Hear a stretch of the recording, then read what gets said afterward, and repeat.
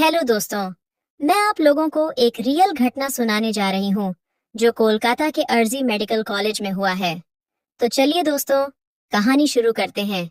India के कोलकाता शहर में 9 अगस्त 2024 की सुबह एक ऐसी खबर सामने आई है जो पूरे देश को हिलाकर रख देती है। यह खबर थी एक 31 साल की महिला डॉक्टर की जो कोलकाता के आरजी के मेडिकल कॉलेज एंड हॉस्पिटल में अपनी ट्रेनिंग कर रही थी। हॉस्पिटल जैसे सुरक्षित माने जाने वाले जगह पर इस महिला डॉक्टर का मर्डर एंड रेप होना काफी चौंक आने वाला था। इस घटना का खुलासा तब हुआ जब डॉक्टर के डेथ बॉडी का पोस्टमार्टम किया गया। उस रिपोर्ट ने लोगों की रूह तक को हिला दिया, क्योंकि यह मामला सिर्फ एक मर्डर का नहीं था, बल्कि उससे कहीं ज्यादा खौफनाक केस था। पोस्टमार्टम रिपोर्ट में खुलासा हुआ कि उस डॉक्टर की हत्या गला घोंट कर की गई थी, इतनी ताकत से कि उनका थायराइड कार्टिलेज तक टूट गया था। इस हत्या के पहले डॉक्टर ने अपनी जान बचाने के लिए कोशिश की थी, इसका सबूत उनके शरीर पर मिले। कई निशानों से मिला।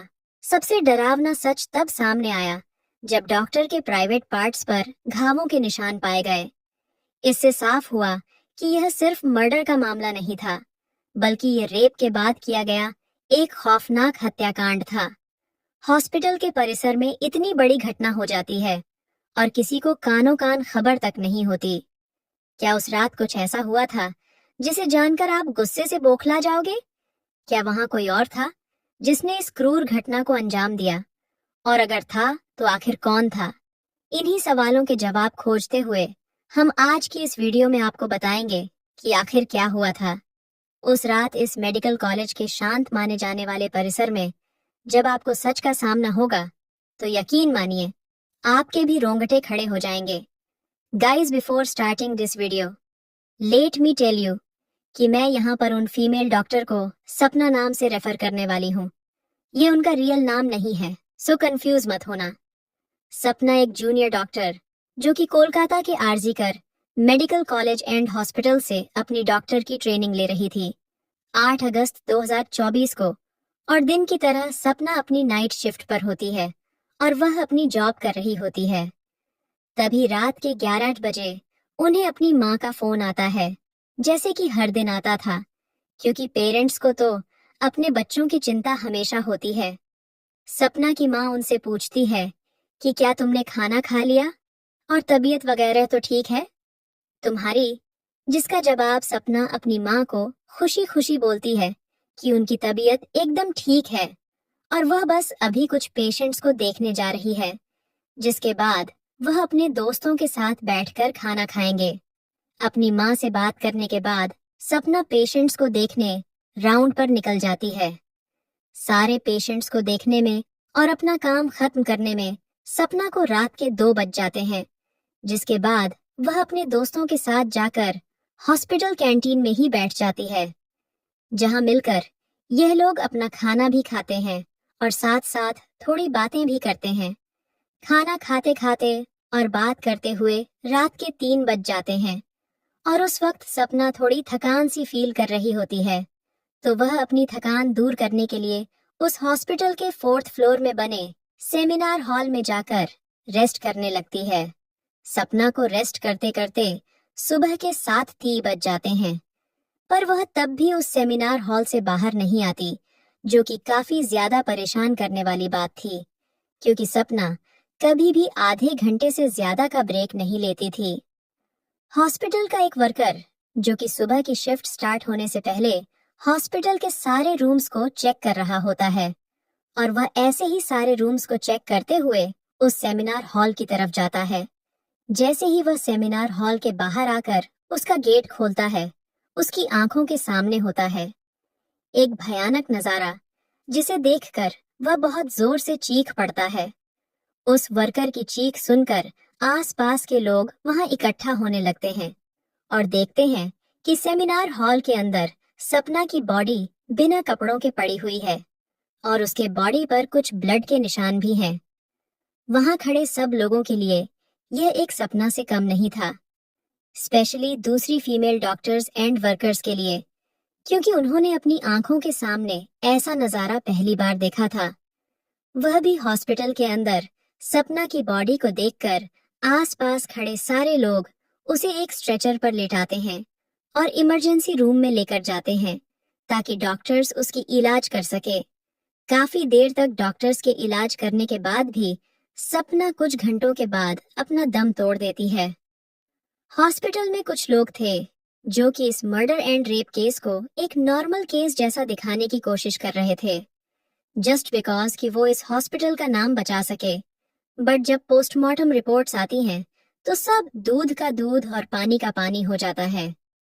उन रिपोर्ट से साफ साफ पता चल जाता है कि सपना के साथ किसी ने जबरदस्ती गलत हरकत करने की कोशिश करी, और जब वह उस इंसान से अपने आप को बचाने लगी तो उसने उसका गला घोंट दिया और उसे बहुत बुरी तरीके से मारा भी और फिर उसका रेप भी किया। ये सारे प्रूफ मिलने के बाद ये केस पुलिस को हैंड ओवर कर दिया जाता है एंड पुलिस वाले इस क्रिमिनल को पकड़ने के लिए लग जाते हैं।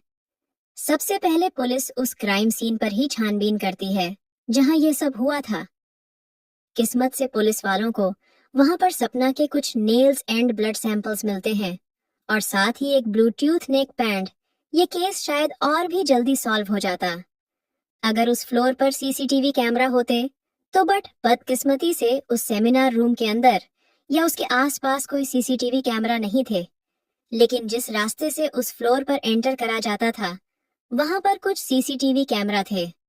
पुलिस वाले उन सीसीटीवी कैमरा में सुबह के 3 बजे से 8 बजे के बीच की रिकॉर्डिंग चेक करते हैं कि इतने टाइम के बीच कितने लोग उस फ्लोर पर आए और गए थे। उन सीसीटीवी फुटेजेस को चेक करने के बाद ये पता चलता है कि टोटल 6 लोग इस फ्लोर पर आए और गए थे। ये पता लगने के बाद पुलिस वाले एक एक करके उन 6 लोगों को पूछताछ के लिए बुलाते हैं कि वो लोग वहां पर उस टाइम क्या कर रहे थे और उन लोगों को इस बीच यहाँ कुछ भी अजीब दिखा कि नहीं। उन लोगों से पूछताछ के दौरान पुलिस वाले उनके फोन का ब्लूटूथ भी ऑन करके चेक करते हैं कि जो ब्लूटूथ हेडसेट उन्हें मिला था वो उनमें से किसका था, क्योंकि आपको पता होगा ही कि एक बार अगर आप किसी ब्लूटूथ डिवाइस से अपना फोन पेयर करते हो तो अगली बार वह उससे इजीली कनेक्ट हो जाता है। और फाइनली पुलिस वालों की ये ट्रिक काम भी आती है, क्योंकि ये ब्लूटूथ नेक बैंड उन 6 लोगों में से एक आदमी के फोन से कनेक्ट हो जाता है जिसका नाम था संजय रॉय, जो कि एक सिविल वॉलंटियर्स के अंडर काम करता था और उनकी हेल्प करता था छोटे मोटे कामों को मैनेज करने में। लाइक आपने बहुत सारे फेस्टिवल्स, अनऑथराइज्ड पार्किंग या भीड़ भाड़ वाले एरिया में देखा होगा कि कुछ ब्लू कलर की यूनिफॉर्म्स पहनकर ऑफिसर्स खड़े रहते हैं जिनका काम होता है कि विदाउट एनी रीजन कहीं पर भी ज्यादा क्राउड इकट्ठा ना हो। तो अब पुलिस वालों को अपना पहला कातिल मिल चुका था, जिसके बाद वह संजय रॉय से और गुस्से से पेश आने लगते हैं। बट संजय पुलिस वालों की किसी बात का भी जवाब नहीं दे रहा होता क्योंकि वह काफी ज्यादा नशे की हालत में था। उस बीच पुलिस वाले संजय का फोन भी चेक करते हैं जिसमें उन्हें भर भर के पोर्नोग्राफिक कंटेंट मिलता है, जिससे उनका शक यकीन में बदल चुका था कि संजय ही सपना के मर्डर का मेन कंप्लीट है। उसके बाद पुलिस वाले संजय रॉय को और ज्यादा डराने लगते हैं एंड फाइनली वह डरकर अपना गुनाह कबूल भी कर लेता है कि उसने ही सपना को मारा है और उसका रेप किया है। ये पता लगते ही कुछ पुलिस वाले और प्रूफ कलेक्ट करने संजय रॉय के घर जाते हैं, जहां पर उन्हें एक जूता मिलता है जिसके ऊपर कुछ खून जैसे ही धब्बे थे। तो पुलिस वाले उसका सैंपल कलेक्ट कर लेते हैं। थोड़ी और तलाशी लेने पर पुलिस वालों को संजय के घर के बाहर कुछ कपड़े सूखते हुए दिखते हैं और ये वही कपड़े थे जो कि उस दिन संजय ने पहने थे, क्योंकि ये सब सीसीटीवी कैमरा में कैप्चर हो गया था, जिससे जाहिर था कि संजय ये प्रूफ मिटाने की भी कोशिश कर रहा था। लेकिन जब संजय को पूछताछ के लिए पुलिस स्टेशन में लाया गया था उस वक्त वो काफी ज्यादा नशे की हालत में था। तो क्या वह ये सब बस इसलिए कर रहा था ताकि उसे कम सजा मिले, जस्ट बिकॉज वह उस वक्त नशे में था।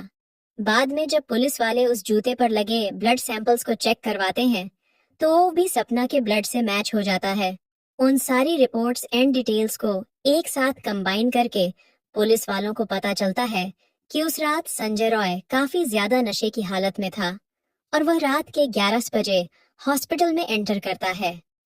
संजय अक्सर उस हॉस्पिटल में नाइट शिफ्ट किया करता था, तो उसे वहां की काफी अच्छी नॉलेज भी थी कि कहाँ पर कैमरा है और कहाँ पर नहीं।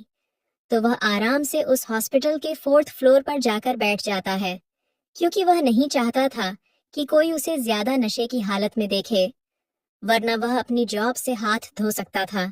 4th फ्लोर पर जाते ही वह अपना आराम से सो जाता है। जब उसकी आंख खुलती है, तब तक सुबह के 3 रोज बज चुके थे। तभी संजय की नजर सपना पर पड़ती है, जो कि रेस्ट करने सेमिनार हॉल में जा रही थी। सपना को अकेला देखकर संजय के इरादे बिगड़ने लगते हैं।